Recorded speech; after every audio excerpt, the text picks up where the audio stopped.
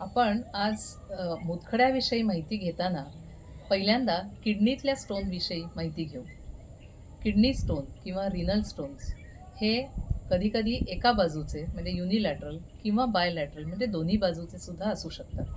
Kidney स्टोनचं जे pen असतं, की वेदना असते, ती पाठीमागून सुरू होते आणि पुढेपर्यंत येते. ही वेदना अतिशय तीव्र असते.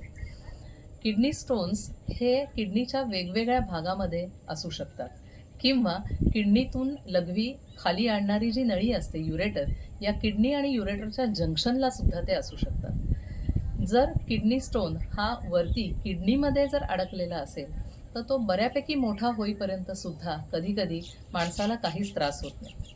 पण हाच जर स्टोन किडनी आणि युरेटर याच्या जंक्शनला अडकलेला असेल तर अतिशय तीव्र वेदना होतात आणि अतिशय पटकन हा स्टोन लक्षात येतो. स्टोन असण्याचे परिणाम काय होतात किडनीवर?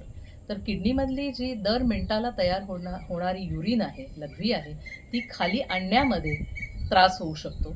विशेषतः जेव्हा हा स्टोन या जंक्शनला अडकलेला असतो तेव्हा लघवी तयार तर होते, पण आउटफ्लोला मात्र ऑब्स्ट्रक्शन, म्हणजे कसं की आपलं बेसिन तुंबल्यानंतर जी अवस्था होते तीच अवस्था इथे होते आणि अशा वेळेला ती लघवी जी साठून राहते किडनीमध्ये त्याच्यामुळे अतिशय वेदना होतात, त्याच्यात इन्फेक्शन होऊ शकतं आणि गोष्ट कॉम्प्लिकेट होत जाते.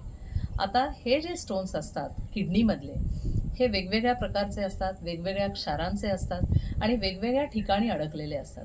तर अशा वेळेला कोणत्या तपासण्या करायच्या किंवा प्रत्येक स्टोनला ऑपरेशन लागणारच का, हे मागच्या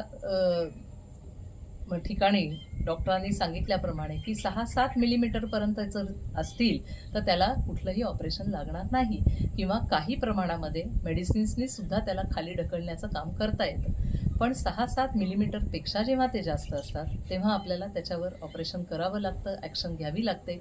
आणि ही ऑपरेशनं कोणकोणत्या प्रकारची असतात, त्याच्या आधी काय काय तपासण्या कराव्या लागतात, हे आपण पुढच्या व्हिडिओमध्ये बघूयात. धन्यवाद.